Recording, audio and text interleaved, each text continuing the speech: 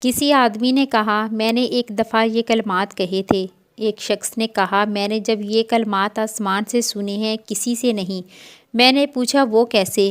وہ کہنے لگا، ایک دفعہ میں کسرا کی طرف گیا۔ میری عدم موجودگی میں ایک شیطان میری شکل و صورت اور حرکات و سکنات کے ساتھ میری بیوی کے ساتھ معاشرت رکھنے لگا۔ اس نے آواز بھی میری طرح اختیار کر رکھی تھی، اس لیے میری اہلیہ کو اس کے بارے میں کوئی شبہ نہ ہوا۔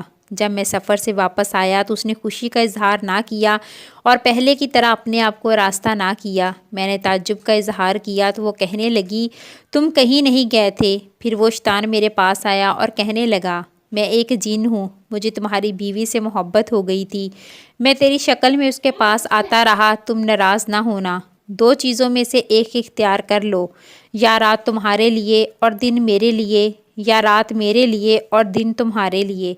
میں ڈر گیا اور اپنے لیے دن منتخب کر لیا۔ ایک رات وہ میرے پاس آیا اور کہنے لگا، میں نے تمہاری بیوی کے پاس رات گزاری ہے، اب آسمان کے قریب جا کر عالم بالا کی باتیں اور راز چرانے کے لیے میری باری ہے۔ میں نے پوچھا، کیا تم چوری چھپے باتیں سن لیتے ہو؟ اس نے کہا، ہاں۔ پھر اس نے مجھ سے پوچھا، کیا تم میرے ساتھ آنا چاہتے ہو؟ میں نے ہاں کر دی۔ اگلی رات وہ میرے پاس آیا اور کہنے لگا، منہ دوسری طرف کرو۔ میں نے چہرہ دوسری طرف کر لیا۔ جب وہ دوبارہ اس کی طرف دیکھا تو وہ ایک خنزیر کی شکل میں تھا۔ اس کے دو پر تھے۔ اس نے مجھے اپنی پشت پر سوار کر لیا۔ اس کی گردن پر خنزیر کی طرح کے بال تھے۔ اس نے کہا، ان بالوں کو مضبوطی سے پکڑ لو، تم عجیب و غریب اشیاء دیکھو گے، مجھ سے علیحدہ نہ ہونا ورنہ ہلاک ہو جاؤ گے۔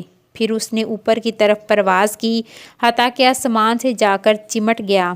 میں نے کسی ہاتف غیبی کی آواز سنی، وہ کہہ رہا تھا، لا حول ولا قوت الا باللہ ما شاء اللہ کان ولم یشاء اللہ لم یکن۔ وہ مجھے لے کر زمین پر اترا اور آبادی کے مجھے پیچھے چھوڑ گیا۔ میں نے وہ کلمات یاد کر لیے۔ صبح میں اپنے اہل خانہ کے پاس آیا، پھر جب وہ شیطان آیا تو میں نے یہی کلمات دہرا دیے۔